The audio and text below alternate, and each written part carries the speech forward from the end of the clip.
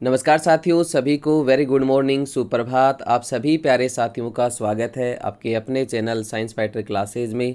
दोस्तों, आज है 1 जुलाई और 1 जुलाई के करंट अफेयर्स के जितने भी क्वेश्चंस बनते हैं उन सभी क्वेश्चनों को आज की इस क्लास में हम पढ़ने वाले हैं। इन सभी क्वेश्चनों की पीडीएफ आप हमारे टेलीग्राम चैनल से डाउनलोड कर सकते हैं। उसकी लिंक आपको इस वीडियो के डिस्क्रिप्शन में मिल जाएगी। तो चलिए शुरू करते हैं। आज का पहला क्वेश्चन आपके सामने आपकी स्क्रीन पर। हाल ही में केंद्र सरकार ने वैकल्पिक उर्वरकों को बढ़ावा देने हेतु किस योजना को मंजूरी प्रदान की है? ऑप्शन आपके सामने है पीएम पीवीटीजी विकास मिशन, मिस्टी योजना, पीएम प्रणाम योजना और पीएम वाहिनी योजना। इस क्वेश्चन का राइट आंसर होगा ऑप्शन नंबर सी, पीएम प्रणाम योजना। दोस्तों, पीएम प्रणाम योजना की बात करें तो इसकी घोषणा जो है वो कब होती है? 2023-24 के बजट में इसकी घोषणा होती है। पीएम प्रणाम योजना की घोषणा 2023-24 के बजट में वित्त मंत्री के द्वारा भूमि प्रदूषण को रोकने के लिए की जाती है। इस योजना के उद्देश्य की बात करें तो रासायनिक उर्वरकों के उपयोग को कम करना,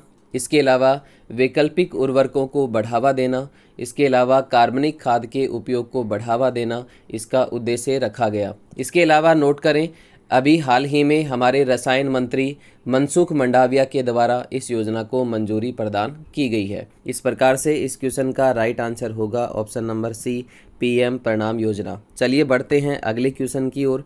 एक और बेहतरीन क्वेश्चन आपके सामने आपकी स्क्रीन पर। हाल ही में भारत के मुख्य न्यायाधीश डॉक्टर DY चंद्रचूड़ ने किस केंद्र शासित प्रदेश में उच्च न्यायालय के लिए परिसर की आधारशिला रखी है? ऑप्शन आपके सामने है लक्षद्वीप, जम्मू कश्मीर, अंडमान निकोबार, दादर नागर और दमन दीव। सबसे पहले हम बात करें कि भारत के कौन कौन से केंद्र शासित प्रदेश हैं जिनके पास खुद का हाई कोर्ट है। तो वो है साथियों, एक है आपका दिल्ली और एक है जम्मू कश्मीर और लद्दाख, जिसमें जम्मू कश्मीर और लद्दाख दोनों के पास एक ही हाई कोर्ट है। अभी हाल ही में जम्मू कश्मीर और लद्दाख का जो नया हाई कोर्ट परिसर है उसकी आधारशिला जम्मू कश्मीर के रायका नामक स्थान पर रखी गई है। कहाँ रखी गई है? जम्मू कश्मीर के रायका नामक स्थान पर। किसके द्वारा? मुख्य न्यायाधीश DY चंद्रचूड़ के द्वारा। इस प्रकार से इस क्वेश्चन का राइट आंसर होगा option number B, Jammu Kashmir. चलिए बढ़ते हैं अगले क्वेश्चन की ओर। अगला क्वेश्चन आपके सामने आपकी स्क्रीन पर। हाल ही में विश्व आर्थिक मंच के ऊर्जा संक्रमण सूचकांक 2023 में भारत को कौन सा स्थान मिला है? ऑप्शन आपके सामने है 65वां, 66वां, 67वां और 68वां। दोस्तों, बात करें ऊर्जा संक्रमण सूचकांक की तो इसे जारी करने वाली जो संस्था है वो है साथियों विश्व आर्थिक मंच। किसके द्वारा जारी किया जाता है? आप यहाँ से नोट कर सकते हैं। विश्व आर्थिक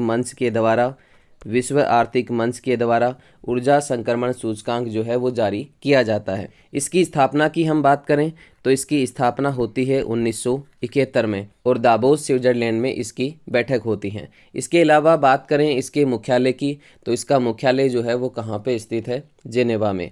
अभी हाल ही में विश्व आर्थिक मंच के द्वारा 2 रिपोर्ट जारी की गई हैं, जिनमें से एक है ग्लोबल जेंडर गैप इंडेक्स, जिसमें भारत की रैंक की हम बात करें तो ग्लोबल जेंडर गैप इंडेक्स में भारत की जो रैंक है वो कौन सी है? 127वीं है। इसके अलावा दूसरी है फोस्टरिंग इफेक्टिव व एनर्जी ट्रांजिशन 2023। दोस्तों, इस रिपोर्ट के अंतर्गत अभी हाल ही में ऊर्जा संक्रमण सूचकांक 2023 जारी किया गया है, जिसमें भारत की रैंक की हम बात करें तो भारत की जो रैंक है वो कौन सी है? 67वीं रैंक है, जबकि स्वीडन जो है वो इसमें प्रथम स्थान पर है। ऊर्जा संक्रमण सूचकांक में स्वीडन का जो स्थान है वो कौन सा है?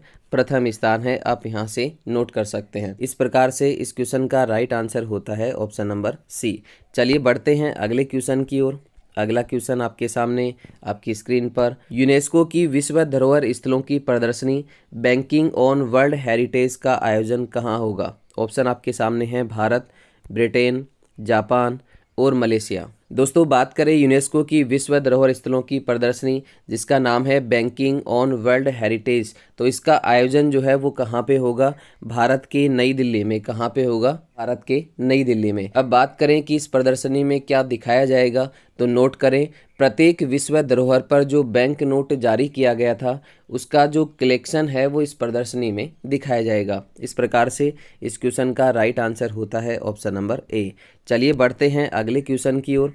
अगला क्वेश्चन आपके सामने आपकी स्क्रीन पर, हाल ही में चर्चा में रही पुस्तक RAW हिटमैन के लेखक कौन हैं? ऑप्शन आपके सामने है रूपा पाई, S हुसैन जैदी, सतीश चंद्र और AK भट्टाचार्य। इस क्वेश्चन का राइट आंसर होता है option number B, S Hussain Zaidi. दोस्तों बात करें इस पुस्तक की तो रो एजेंट लक्ष्मण सिंह की सच्ची कहानी इस पुस्तक में बताई गई है। आप यहां से नोट कर सकते हैं, रो एजेंट जिनका नाम क्या है? लक्ष्मण सिंह। रो एजेंट लक्ष्मण सिंह की सच्ची कहानी इस पुस्तक में बताई गई है और इसके लेखक कौन है? S हुसैन जैदी। चलिए बढ़ते हैं अगले क्वेश्चन की ओर।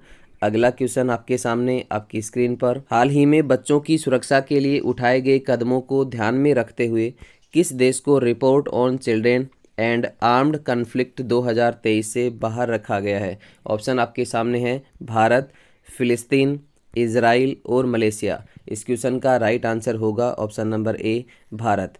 चलिए बढ़ते हैं अगले क्वेश्चन की ओर। अगला क्वेश्चन आपके सामने, हाल ही में राष्ट्रीय सांख्यिकी दिवस 2023 कब मनाया गया? ऑप्शन आपके सामने 27 जून, 28 जून, 29 जून और 30 जून। राष्ट्रीय सांख्यिकी दिवस की बात करें तो PC महालनोबिस की जयंती पर 29 जून को राष्ट्रीय सांख्यिकी दिवस मनाया जाता है। इस प्रकार से इस क्वेश्चन का राइट आंसर होता है ऑप्शन नंबर सी, 29 जून। दोस्तों बात करें विश्व सांख्यिकी दिवस की तो नोट करें, विश्व सांख्यिकी दिवस जो है वो कब मनाया जाता है? 20 अक्टूबर को मनाया जाता है। चलिए बढ़ते हैं अगले क्वेश्चन की ओर। अगला क्वेश्चन आपके सामने आपकी स्क्रीन पर, हाल ही में कार्नेगी कॉरपोरेशन ऑफ न्यूयॉर्क की वर्ष 2023 की महान प्रवासियों की सूची में शामिल हुए एकमात्र भारतीय कौन हैं? ऑप्शन आपके सामने अजय बंगा, कमला हैरिस, नीली बेनतपुरी और रूबी सिन्हा। इस क्वेश्चन का राइट आंसर होगा ऑप्शन नंबर ए, अजय बंगा। हाल ही में कार्नेगी कॉरपोरेशन ऑफ न्यूयॉर्क की वर्ष 2023 की महान प्रवासियों की सूची में शामिल हुई एकमात्र भारतीय जो है वो कौन है? अजय बंगा है। चलिए बढ़ते हैं अगले क्वेश्चन की ओर। अगला क्वेश्चन आपके सामने आपकी स्क्रीन पर, हाल ही में भारतीय स्टार्टअप के लिए मिश्रित रियलिटी फंड किसने लॉन्च किया है? ऑप्शन आपके सामने अमेजॉन, माइक्रोसॉफ्ट, मेटा और गूगल। इस क्वेश्चन का राइट आंसर होगा ऑप्शन नंबर सी, मेटा।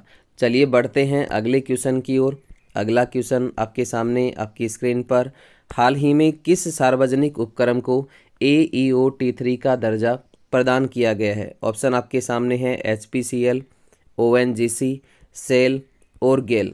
दोस्तों AEO की फुल फॉर्म की हम बात करें तो आप यहाँ से नोट कर सकते हैं, AEO की जो फुल फॉर्म है वो क्या होती है? ऑथोराइज्ड इकोनॉमिक ऑपरेटर, यानी कि अधिकृत आर्थिक ऑपरेटर। इसके अलावा नोट करें, इसको जारी करने वाली जो संस्था है वो कौन सी है? वित्त मंत्रालय के द्वारा इसे जारी किया जाता है, जो कि आयातक और निर्यातक को प्रदान किया जाता है। और अभी हाल ही में सार्वजनिक उपक्रम गेल को ये AEO-T3 का दर्जा प्रदान किया गया है। इस प्रकार से इस क्वेश्चन का राइट आंसर होता है ऑप्शन नंबर डी।